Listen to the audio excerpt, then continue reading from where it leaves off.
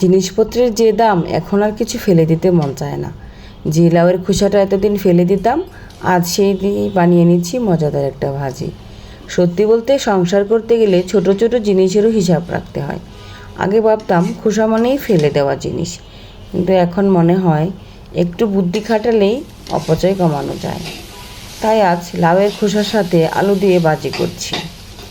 দেখতে খুব সাধারণ, কিন্তু গরম ভাতের সাথে বেশ ভালো লাগে। বাজার গেলেই মনে হয় কী যে দাম, একটা জিনিস কিনতে গেলেও 10 বার ভাবতে হয়। তাই যা আছে তা দিয়ে যতটা সম্ভব সুন্দরভাবে সংসার চালানোর চেষ্টা করছি। আর রান্নাঘরে এমন ছোট ছোট বুদ্ধি তো সংসারের অনেক খরচ বাঁচিয়ে দেয়।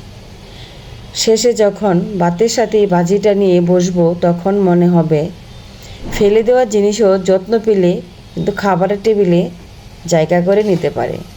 তো আমার মতো কে কে লাউ আর আলু দিয়ে ভাজি করে খাও, কমেন্টে জানিও প্লিজ। আমার কিন্তু খারাপ লাগে না, ভালোই লাগে। তো আজকের মতো আল্লাহ হাফেজ।